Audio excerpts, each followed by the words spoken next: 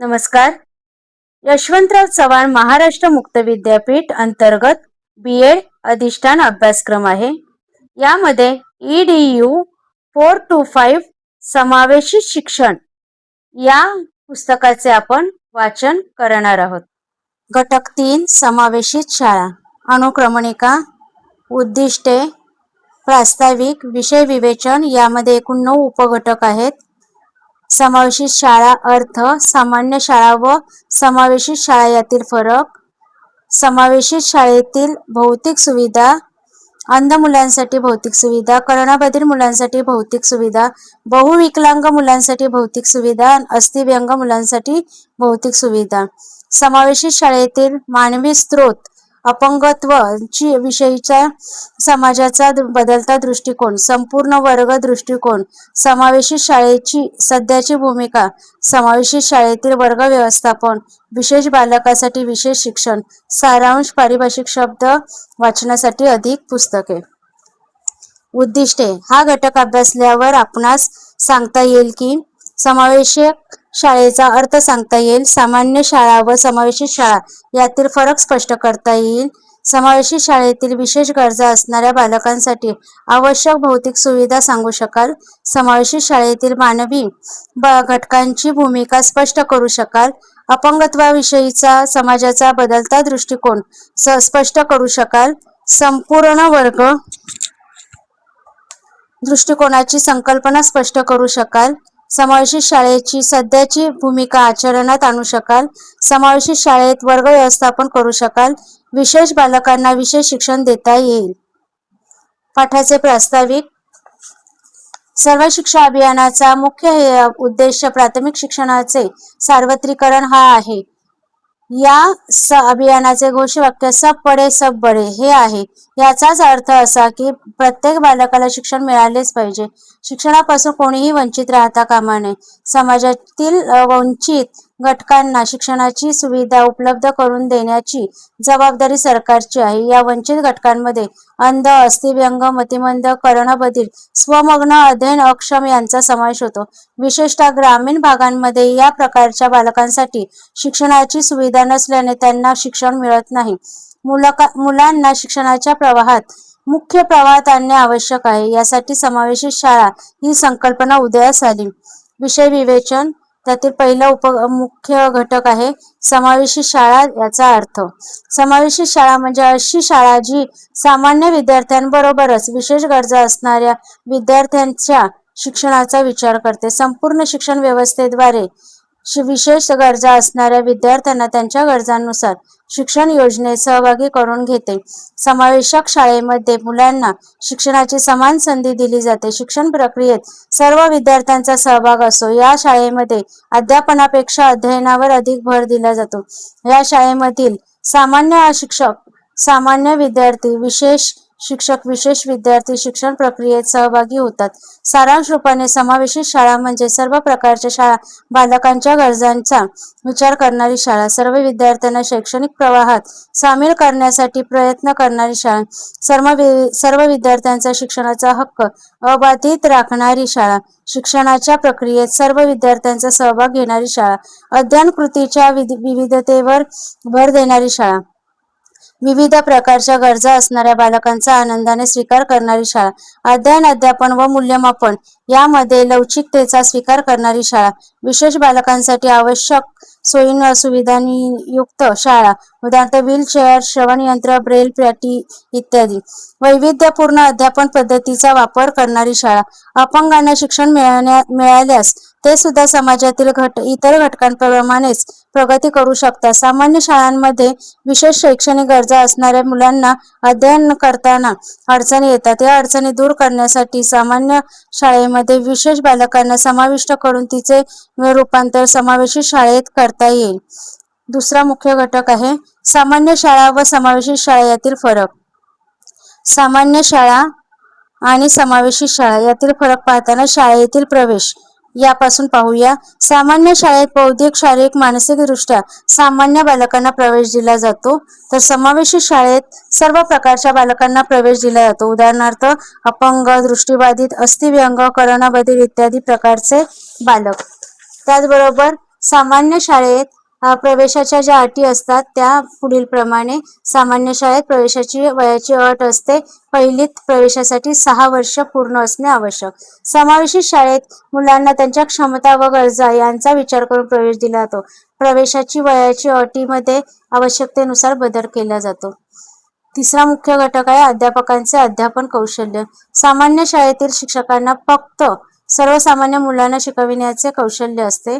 समावेशित शाळेतील शिक्षकांना विशेष प्रशिक्षण देऊन विशेष गरजा असणाऱ्या बालकांना शिकविण्याचे अध्यापन कौशल्य शिकविले जाते. चौथा मुख्य घटक आहे अभ्यासक्रमातील लवचिकता.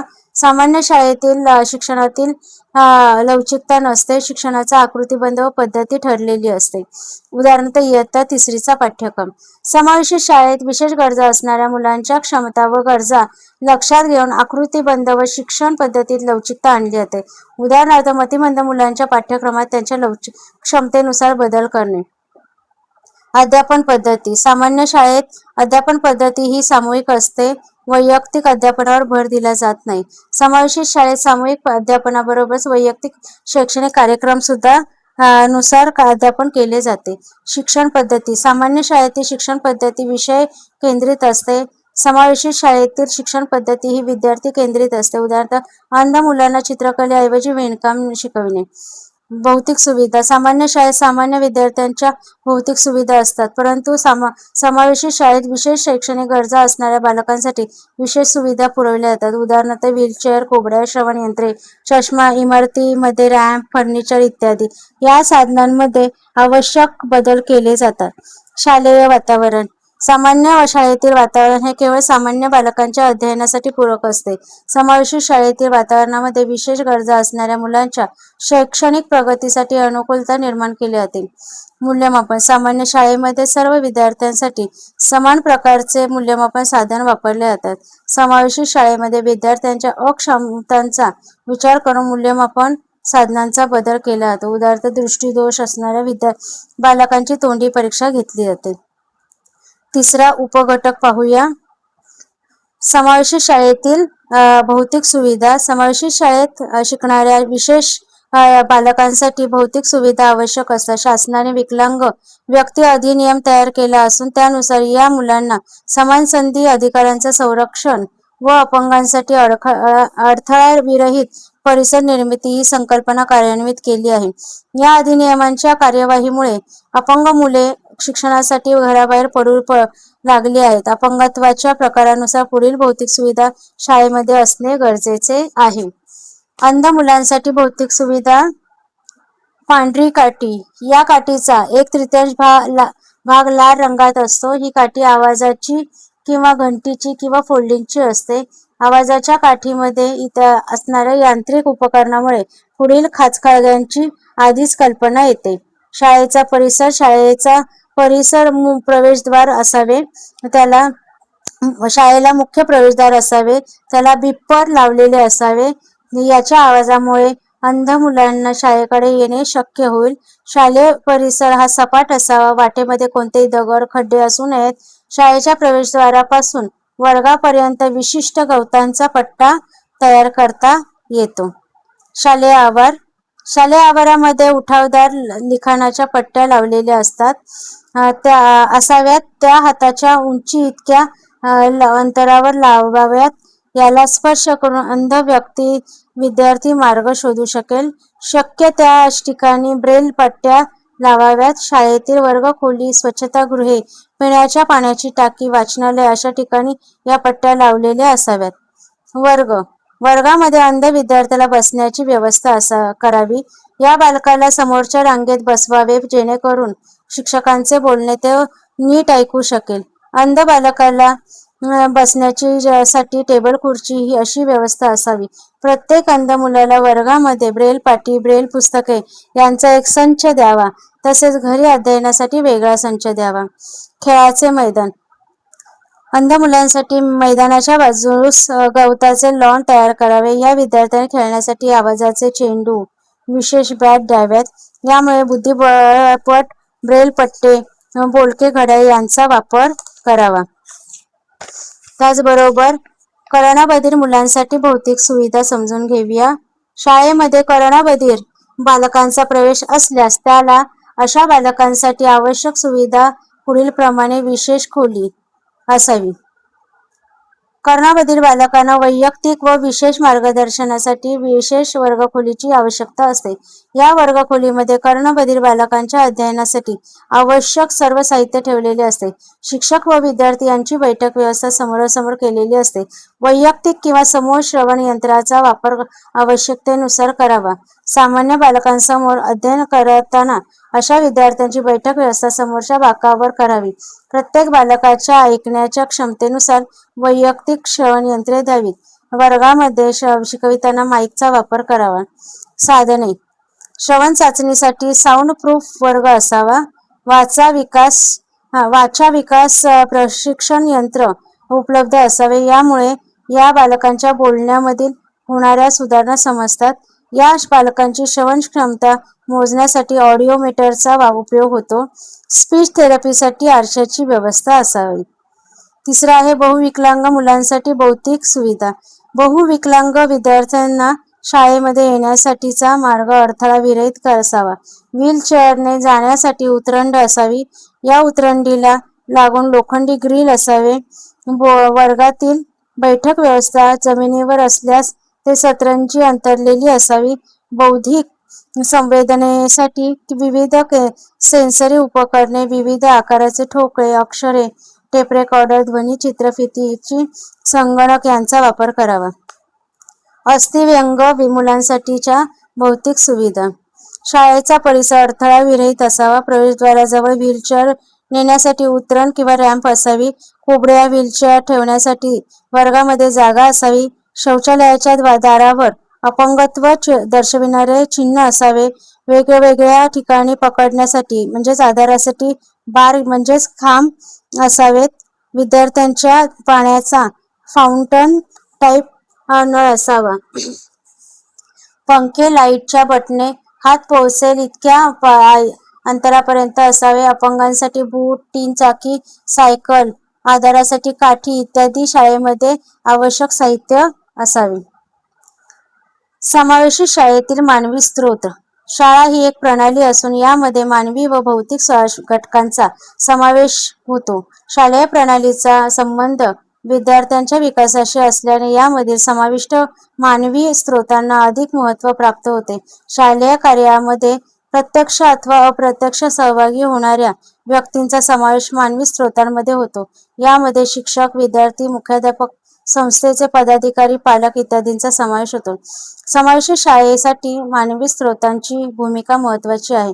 या शाळेत केवळ शिक्षकांवर अवलंबून राहिल्यास विशेष गरजा असणाऱ्या बालकांना आवश्यक अध्ययन अनुभव देण्याला मर्यादा पडतील. समावेशित शाळेत वरील स्त्रोतांबरोबरच वैद्यकीय तज्ज्ञ, मानसोपचार तज्ज्ञ, विविध क्षेत्रातील मान्यवर, व्यावसायिक, विशेष शिक्षक व शाळेतील कर्मचारी वर्ग यांचा विचार मानवी स्त्रोतांमध्ये करावा लागतो.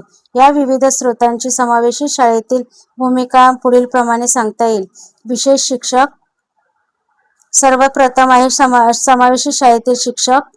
2 विशेष शिक्षक. 3 पालक. 4 वैद्यकीय तज्ज्ञ. 5 व्यावसायिक. 6 शाळेतील कर्मचारी. 7 मुख्याध्यापक. 8 मदतनीस. 9 शासकीय अधिकारी. 10 स्वयंसेवी संस्था किंवा व्यक्ती. समावेशित शाळेतील शिक्षक: समावेशित शाळेतील प्रमुख मानवी स्त्रोत म्हणजे विद्यार्थ्यांना शिकविणारे शिक्षक होय. या शिक्षकांचा प्रत्यक्ष संबंध वर्गातील वैविध्यपूर्ण वैशिष्ट्य असणाऱ्या बालकाशी येत असतो. आपल्याला समावेशित वर्गातील सामान्य बालकाच्या बरोबरच विशेष गरजा असणाऱ्या बालकांची वैयक्तिक सर्व माहिती व शिक्षकांना संकलित करावी लागते. यामध्ये अध्ययन अक्षमता, क्षमतेचे स्वरूप व तीव्रता, अक्षमतेचा विचार करून द्यावयाच्या अध्ययन अनुभव, उपलब्ध भौतिक साधन सामग्री, विद्यार्थी संख्या यांचा विचार समावेशित शिक्षकाला करावा लागतो. समावेशित शिक्षकाला बालकांशी सुसंवाद साधून त्यांच्या बालकांच्या अध्ययन प्रगतीविषयी माहिती द्यावी लागते. समावेशित शिक्षकाला विविध गरजा असणारी बालके, त्यांची वैशिष्ट्ये, त्यांच्या अध्ययनात येणाऱ्या समस्या, या संबंधी झालेली संशोधने, विषय अध्यापनाच्या वैविध्यपूर्ण पद्धती इत्यादींची माहिती मिळवावी लागते. शिक्षकाचा सकारात्मक व समावेशक दृष्टिकोन या वर्गामध्ये यशामध्ये महत्त्वाची भूमिका बजावत असतो. विशेष शिक्षक. विशेष गरजा असणाऱ्या बालकांसाठी अध्यापन करणाऱ्या शिक्षकाला विशेष शिक्षक म्हणजे स्पेशल टीचर असे म्हणतात. यासाठी या विशेष बालकांच्या अध्यापनासाठी आवश्यक असणाऱ्या विशेष शिक्षणाची B.Ed स्पेशल एज्युकेशन पदवी या शिक्षकांनी प्राप्त केलेली असते. अंध मुले, कर्णबधिर मुले, अध्ययन अक्षमता असणारी मुले, मतिमंद मुले यांना अध्यापन करणारे विशिष्ट प्रकारचे तज्ज्ञ शिक्षक असतात. प्रत्येक बालकाच्या क्षमतेनुसार शिक्षण वेगळे असते. उदाहरणार्थ, मतिमंद बालकांच्या विशेष शिक्षकाला या बालकांचा सर्वांगीण अभ्यास करावा लागतो. समावेशित शाळेत असे बालक असल्यास त्यांचा बुद्ध्यांक निश्चित करण्यासाठी हे विशेष शिक्षक मदत करू शकतात. बालकाच्या अक्षमतेच्या तीव्रतेचा शोध घेण्याचे कार्य हे विशेष शिक्षक करतात.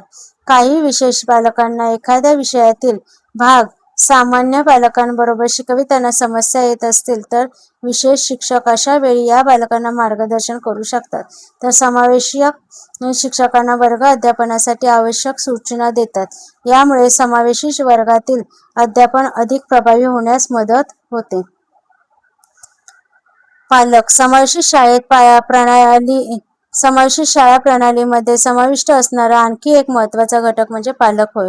समावेशित शाळेतील सामान्य बालकांचे पालक व विशेष गरजा असणाऱ्या बालकांचे पालक हे असे दोन प्रकार पडतात. सामान्य बालकांच्या पालकांनी आपल्या पाल्याला विशेष गरजा असणाऱ्या बालकांशी मैत्री करण्यासाठी प्रोत्साहन केले पाहिजे.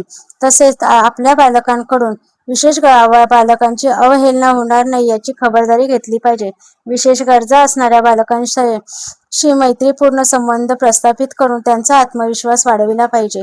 पालक शिक्षक सभेमध्ये आपल्या कल्पना सुचवाव्यात.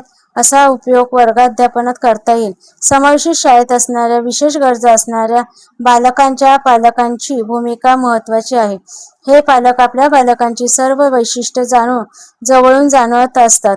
या पालकांनी समावेशित शिक्षकांशी सातत्याने संपर्कात राहून बालकांच्या प्रगतीची माहिती घेतली पाहिजे. पालकांनी आपल्या बालकाच्या अक्षमतेवर मात करण्यासाठी घरी वैयक्तिक मार्गदर्शन करून अध्ययनाला प्रेरणा दिली पाहिजे.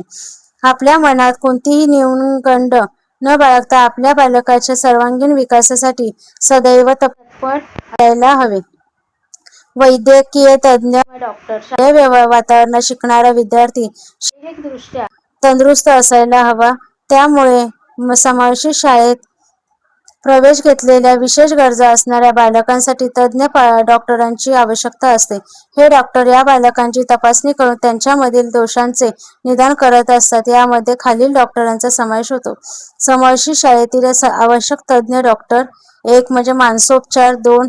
Occupational therapist. 3. वाचाविकार तज्ज्ञ. 4. ऑडिओलॉजिस्ट.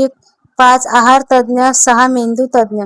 शाळेमध्ये समाविष्ट विविध प्रकारच्या विकलांगतेवर या तज्ज्ञ डॉक्टरांची आवश्यकता असते. या बालकांच्या आरोग्य तपासणी करण्यासाठी बहुविभागीय डॉक्टरांचा गट कार्यरत असतो. बालकांच्या अपंगत्वाच्या प्रकारचे व त्यांच्या तीव्रतेचे निदान करण्याचे काम हा डॉक्टरांचा गट करतो. या निदानानंतर त्या बालकाला त्यांच्या अपंगत्वाचे प्रमाणपत्र दिले जाते. त्यांचा उपयोग शालेय अध्यापनात व सोयीसुविधा यांच्यासाठी होतो. शासनामार्फत तालुका स्तरावर वैद्यकीय शिबिरांचे आयोजन केले जाते. या शिबिरांमध्ये विशेष तज्ज्ञ शिक्षक, सामान्य शिक्षक, विशेष गरजा असणारे बालक व त्यांचे पालक सहभागी होतात. बालकांची तपासणी करून बालकाला आवश्यक वैद्यकीय मदत करतात. या बालकाला त्यांच्या अपंगत्वाच्या प्रकारचे प्रमाणपत्र दिले जाते. विशेष तज्ज्ञ व डॉक्टर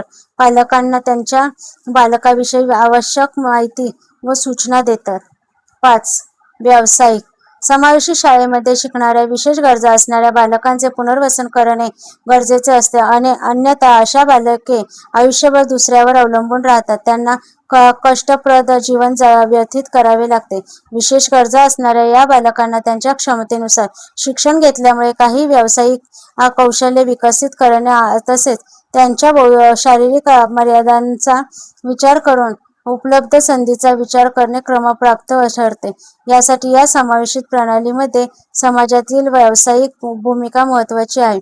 शाळेमध्ये विद्यार्थ्यांसाठी आवश्यक भविष्यकालीन व्यावसायिक संधींची माहिती देण्यासाठी या व्यावसायिकांना आमंत्रित करतात. हे विशेष गरजा असणाऱ्या बालकांना त्यांच्या व्यवसायामधील संधीची माहिती देतात. या बालकांना व्यवसायासाठी आवश्यक कौशल्य आत्मसात करण्यासाठी आवश्यक ते व्यावसायिक प्रशिक्षण देतात. 6वा गट आहे कर्मचारी वर्ग.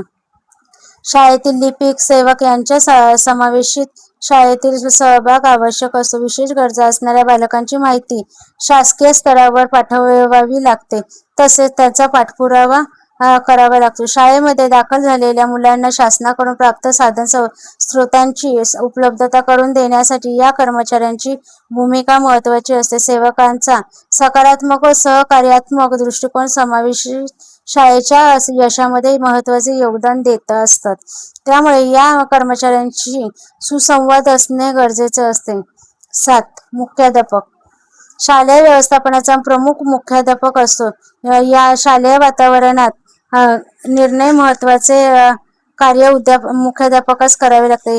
शाळेत विशेष गरजा असणाऱ्या बालकांना समाविष्ट करून घेणे, त्यांना मार्गदर्शन करणे, समावेशित शाळेत शिकणाऱ्या शिक्षकांच्या समस्या जाणून घेणे, त्याला सकारात्मक प्रतिसाद देणे, शाळेसाठी आवश्यक संसाधनांची उपलब्धता करणे, कर्मचारी वर्गाच्या कार्यात समन्वय निर्माण करणे, शासकीय यंत्रणेशी सुसंवाद साधून शाळेच्या गरजा भागविणे, विशेष शिक्षक, डॉक्टर्स, समन्वयक यांच्याशी संपर्क करून आवश्यक तेव्हा त्यास शाळेमध्ये बोलविणे इत्यादी प्रकारचे कामे समावेशित शाळेतील मुख्याध्यापकांना करावी लागतात.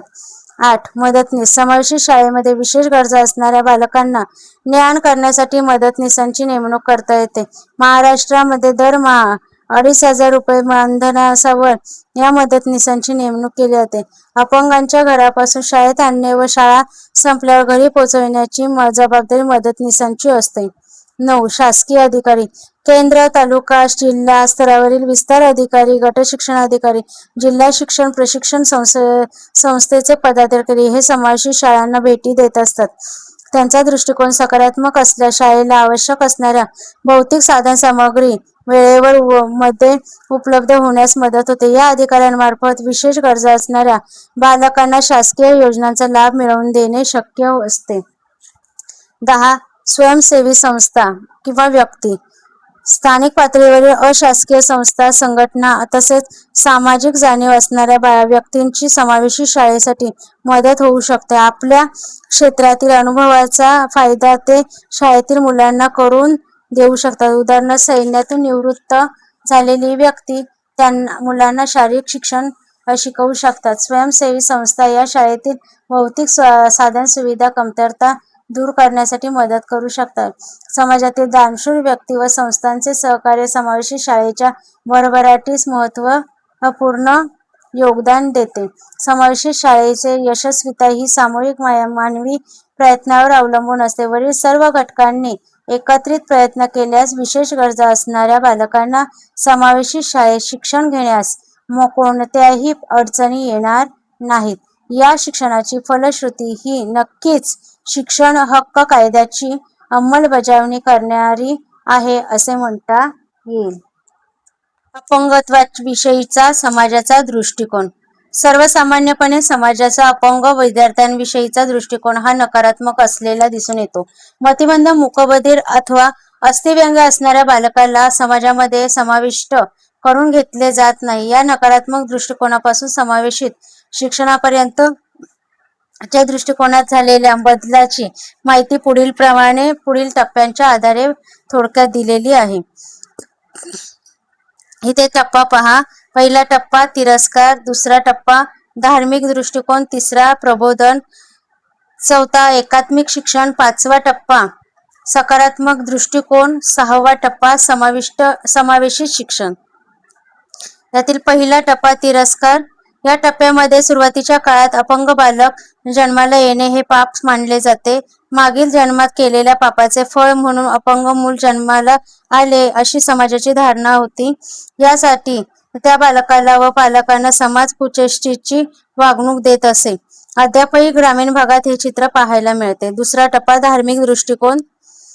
पाश्चात्य देशामध्ये कालांतराने या विशेष बालकांकडे दयेच्या भावनेने पाहिले जाऊ लागले. चर्चच्या माध्यमातून या अपंग बालकांची सेवा केली जाऊ लागली. धार्मिकतेच्या आधारे म्हणजे या बालकांची सेवा करून पुण्य कमावणे असा दृष्टिकोन समाजाचा झालेला दिसतो. आजही मंदिरांमध्ये असलेल्या अपंगांना भीक दिली जाते. त्याचा हेतू हाच असतो. तिसरा टप्पा आहे प्रबोधन. या टप्प्यातला वैचारिक प्रबोधनाचा काळ म्हणता येईल. या काळात अनेक विचारवंत संशोधक यांनी समाजामध्ये लोकांची चुकीची मानसिकता बदलण्याचा प्रयत्न केला. लुई ब्रेल यांनी अंधांच्या शिक्षणासाठी ब्रेल लिपीचा शोध लावला. यातून या बालकांच्या शिक्षणासाठी विशेष शाळा सुरू झाल्या. अल्प प्रमाणात का असेना, परंतु या विशेष बालकांच्या शिक्षणाला खऱ्या अर्थाने सुरुवात झाली.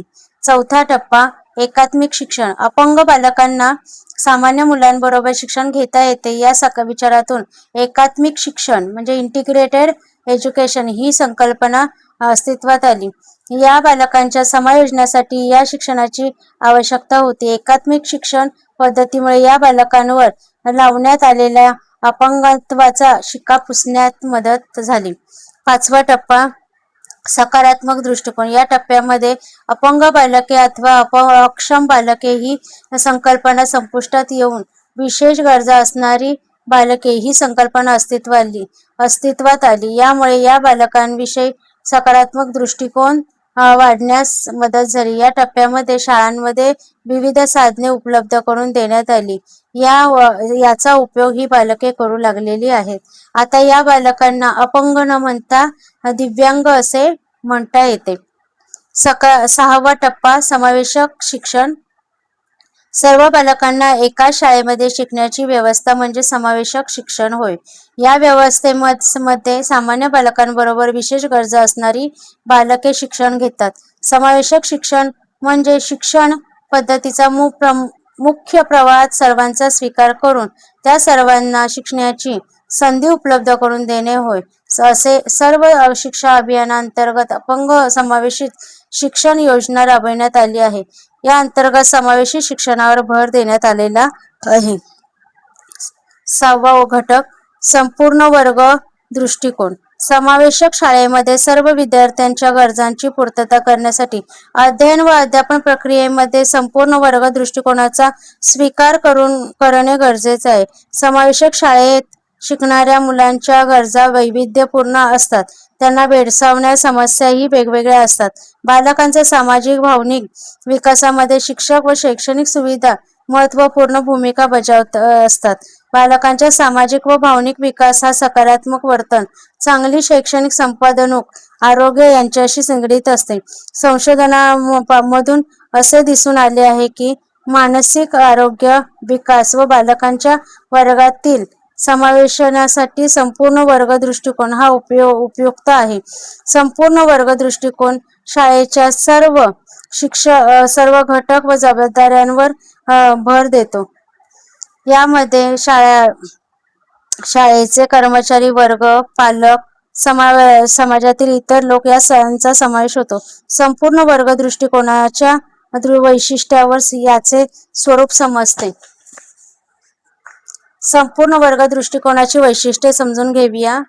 1. अध्ययन वातावरण. 2. अभ्यासक्रम व अध्यापनशास्त्र. 3. धोरणे व प्रक्रिया. 4. समुदायाचा सहभाग.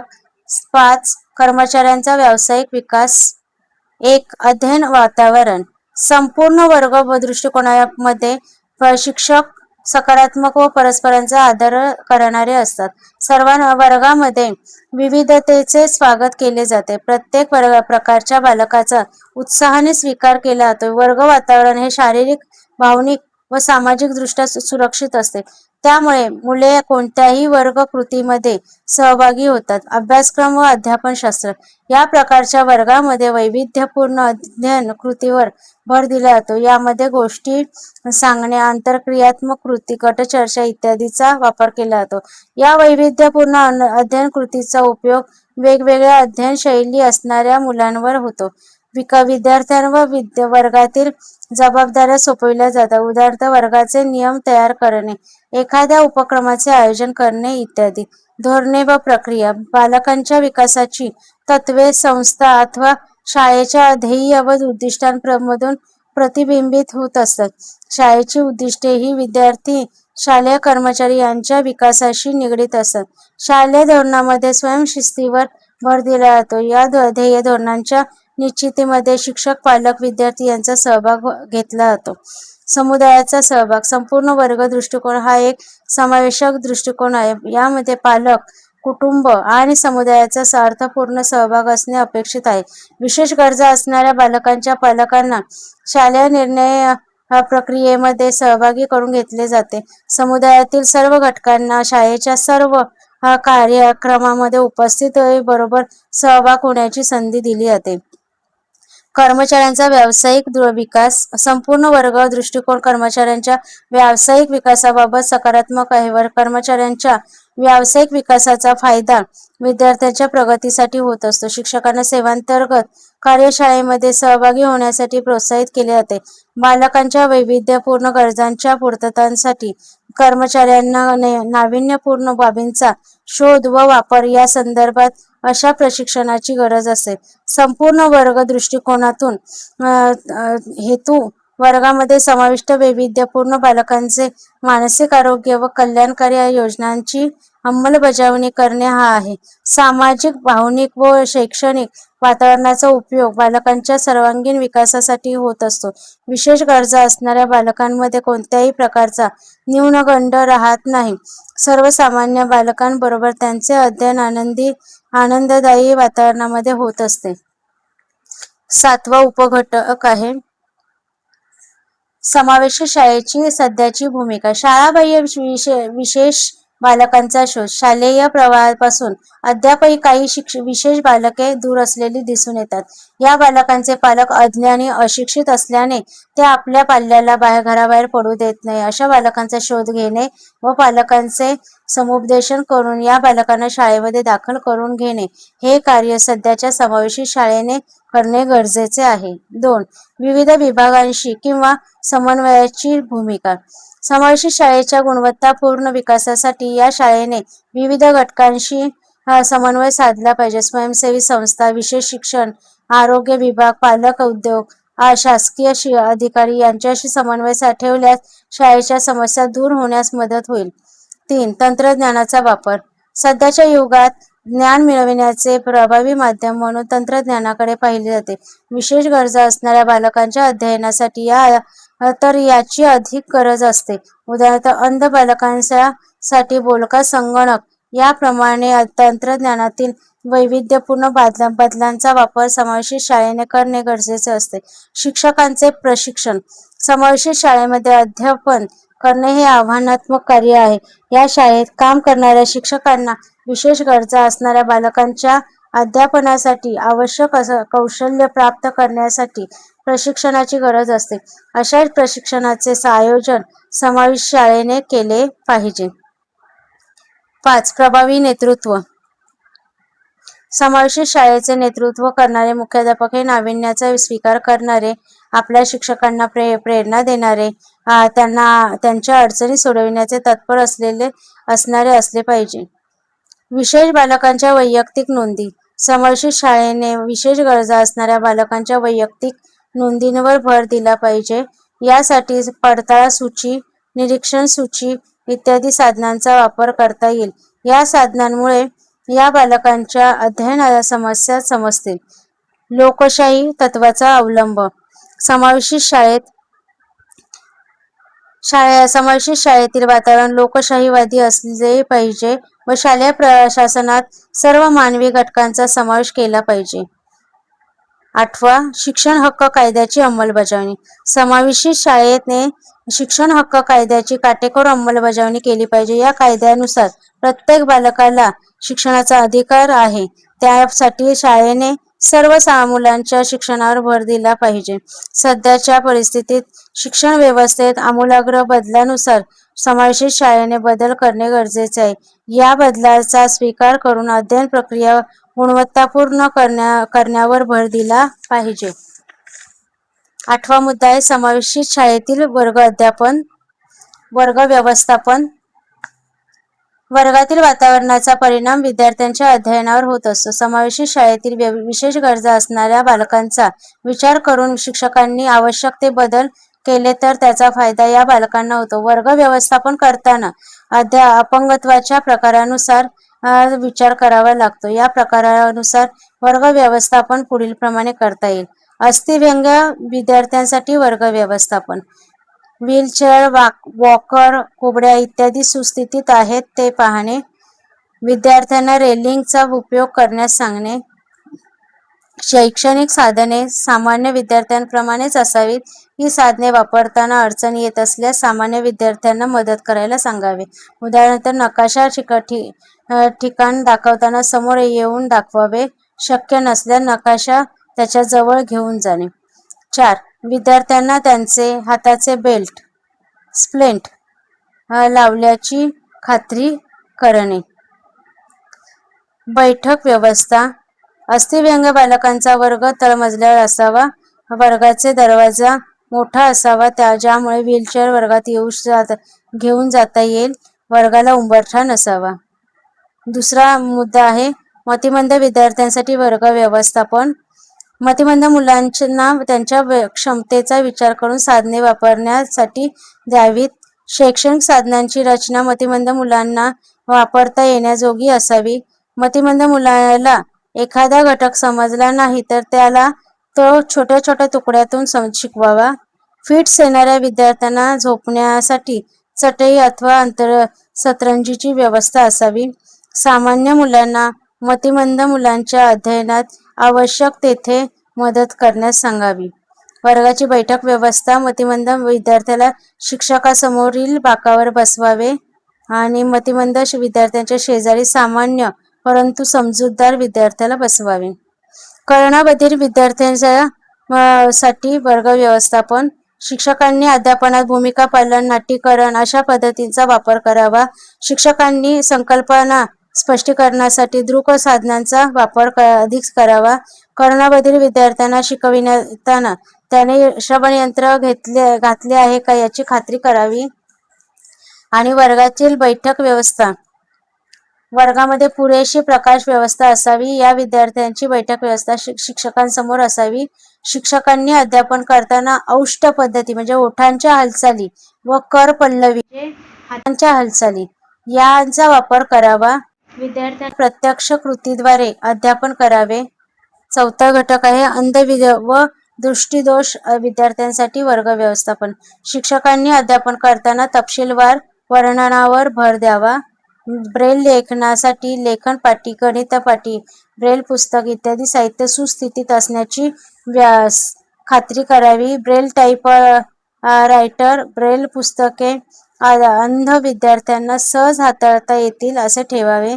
सामान्य विद्यार्थ्यास अंध विद्यार्थ्यांशेजारी बसवून मदत करण्यास सांगावी. बैठक व्यवस्था. अंध मुलांना वर्गामध्ये पुढील बाकावर एक अंध व एक सामान्य मूल असे बसवावे. अंशतः अंध विद्यार्थ्यांना फळ्याजवळ बसवावे. अंशतः अंध विद्यार्थी असल्यास फलकावर लिखाण मोठ्या अक्षरात करावे व ते मोठ्या आवाजात वाचावे. वर्गात ब्रेल तक्ते, नकाशे अंध विद्यार्थ्यांस पाहता व वापरता येतील असे लावावेत. विद्यार्थ्यांच्या साहित्याची जागा वारंवार बदलू नये. अध्ययन अक्षमता विद्यार्थ्यांसाठी वर्ग व्यवस्थापन. शिक्षकांनी अध्यापनात दृक श्राव्य माध्यमांचा वापर करावा. संगणकाचा वापर करून शिकवावे. सर्वसामान्य विद्यार्थ्यांना लागणारी शैक्षणिक साधने यासारखी बरोबरच दृक साहित्य जास्त प्रमाणात वापरावे. रंगीत खडू व जाड पेन्सिलीचा वापर करावा. संबोध अध्यापनासाठी मूर्ताकडून अमूर्ताकडे या सूत्राचा वापर करावा. बैठक व्यवस्था. विद्यार्थ्यास हुशार विद्यार्थ्यांशेजारी अध्ययन अक्षम बसवावे. अध्ययन अक्षम मुले चंचल असतात, त्यांना खिडकी शेजारी बसवू नये. या विद्यार्थ्यांच्या नेतृत्व गुणांचा शोध घेऊन त्यांना प्रोत्साहित करावे. अध्ययन अक्षम विद्यार्थ्यांना अध्ययनात आवड निर्माण होण्यासाठी विविध उपक्रमांचा आयोजन करावे. उदाहरणार्थ चित्रकला स्पर्धा, गायन स्पर्धा इत्यादी. शिक्षकांनी आपल्या वर्गात विशेष गरजा असणाऱ्या बालकांच्या प्रकारानुसार आवश्यक ते बदल करावेत. त्यासाठी वर्गातील बैठक व्यवस्था सुटसुटीत असावी. तसेच अध्यापनात विविध शैक्षणिक साधनांचा वापर केल्यास हे व्यवस्थापन अधिक प्रभावी बनते. 9वा घटक आहे, यामध्ये विशेष बालकांसाठी विशेष शिक्षण.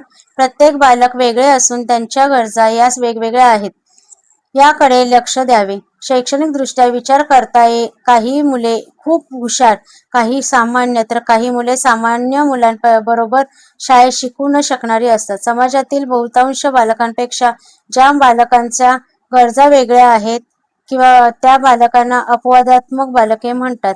या बालकांना दैनंदिन वर्ग अध्यापनापेक्षा वेगळ्या अनुदेशनाची गरज असते व ही बालके दैनंदिन शाळांमध्ये अध्ययन करण्यास अक्षम असतात. दैनंदिन शाळांतील कार्यक्रमांमध्ये मुळे त्यांचा सर्वांगीण विकास होण्यास अडथळा निर्माण होतो. या बालकांच्या शिक्षणासाठी जी व्यवस्था केलेली असते त्यास विशेष शिक्षण असे म्हणतात. विशेष शिक्षण व्याख्या. विशेष शिक्षण म्हणजे विशेष शिक्षण असणाऱ्या बालकांसाठी दिले जाणारे शिक्षण होय. सर्वसामान्य नेहमीच्या शाळेत शिकताना अडचणी येणाऱ्या विद्यार्थ्यांसाठी विशिष्ट प्रकारचे दिले जाणारे शिक्षण म्हणजे विशेष शिक्षण होय. विशेष शिक्षण म्हणजे विशेष गरजा असणाऱ्या बालकांसाठी खास प्रकारची रचना करून तयार केलेली शिक्षण व्यवस्था होय. विशेष गरजा असणाऱ्या बालकांच्या असामान्य गरजा भागविण्यासाठी राबविलेली शिक्षण व्यवस्था म्हणजे विशेष शिक्षण होय.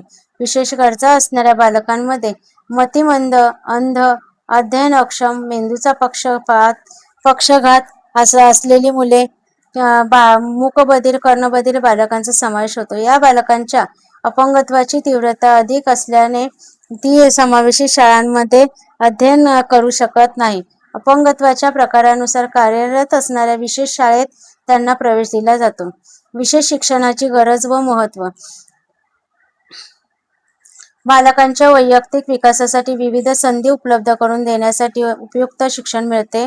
विद्यार्थ्यांना त्यांच्या क्षमतांचा विकास करण्यास आवश्यक आहे. शिक्षणाच्या समान हक्काची अंमलबजावणी करण्यासाठी गरजेचे आहे. सर्वसामान्य वर्ग प्रणालीचा फायदा विशेष गरजा असलेल्या बालकात होत नाही, म्हणून वेगळ्या प्रकारची व्यवस्था असणे आवश्यक आहे. राष्ट्र विकासात योगदान देण्यासाठी या शिक्षणाची गरज आहे. विशेष शिक्षण एकाच प्रकारचे मुले असल्याने या बालकाला भावनिक आधार मिळतो. विशेष शिक्षणामुळे या बालकांचे सामाजिक समायोजन होण्यास मदत होते. विशेष गरजा असलेल्या बालकांची वेगळी शैक्षणिक व्यवस्था झाल्यास त्यांच्या वर्तनविषयक, सामाजिक व व्यावसायिक समस्या सोडवण्यास मदत होते. बालकांच्या वैयक्तिक गरजा व अडचणी शोध घेऊन शिक्षण देण्यासाठी विशेष शिक्षण उपयुक्त ठरते. विशेष बालकांना विशेष शिक्षण देणे समाजाचे नैतिक कर्तव्य आहे, म्हणून या शिक्षणाची आवश्यकता आहे. विशेष शिक्षणाचे प्रकार. अंध मुलांचे शिक्षण, अध्ययन अक्षम असणाऱ्या मुलांचे शिक्षण, कर्णबधिर मुलांचे शिक्षण, मतिमंद मुलांचे शिक्षण. अंध मुलांच्या विशेष शिक्षणाच्या व्यवस्थेमध्ये विविध प्रकारची दिव्यांग बालके शाळेमध्ये प्रवेशित होतात. अंध मुलांच्या शाळेत केवळ अंधच मुले शिक्षण घेतात, तर मूकबधिर मुलांच्या शाळेत केवळ मूकबधिर मुले शिक्षण घेतात. या बालकांच्या अक्षमतेच्या प्रकारानुसार या शाळा कार्यरत असतात, म्हणूनच यांना विशेष शाळा असे म्हटलेले आहे. पाठाचा सारांश समजून घेऊया. जी शाळा सामान्य विद्यार्थ्यांबरोबर विशेष गरजा असणाऱ्या विद्यार्थ्यांचा विचार करते त्या शाळेत समावेशित शाळा म्हणतात. विशेष गरजा असणाऱ्या बहुतेक मुलांना विशेष शाळांमध्ये शिक्षण देता येते, मात्र अशा मुलांना पुरेसे शिक्षण घेण्यासाठी लागणारी मदत मिळणे गरजेचे असते. समावेशित शाळेत शिकणाऱ्या व विशेष बालकांना भौतिक सुविधा उपलब्ध करून दिल्या जातात. सर्व प्रकारच्या बालकांसाठी आवश्यकतेनुसार अस्थिव्यंग, बहुविकलांग, कर्णबधिर इत्यादी मुलांच्या गरजांनुसार साधन सुविधा उपलब्ध करून दिल्या जातात. समावेशी शिक्षणाची यशस्वीता ही शाळेतील मानवी घटकांवर अवलंबून आहे. यामध्ये शिक्षक, मुख्याध्यापक, समाजातील लोक यांचा दृष्टिकोन सकारात्मक होत असलेला दिसून येतो. पालक, वैद्यकीय तज्ज्ञ, मदतनीस, व्यावसायिक, शासकीय अधिकारी यांचा समावेश होतो. समाजातील लोकांचा अपंग मुलांच्या विषयीचा दृष्टिकोन सकारात्मक होत असलेला दिसून येतो. विशेष स्वरूपाचे अपंगत्व असणाऱ्या बालकांना सामान्य शाळेत शिक्षण देता येत नाही. अशा बालकांना त्यांच्या अपंगत्व प्रकारानुसार असणाऱ्या विशेष शाळेत शिक्षण दिले जाते. यामुळे अंध शाळा, मूकबधिर शाळा इत्यादींचा समावेश होतो. या ठिकाणी पारिभाषिक शब्द अधिक वाचनासाठी पुस्तके दिलेली आहेत. धन्यवाद.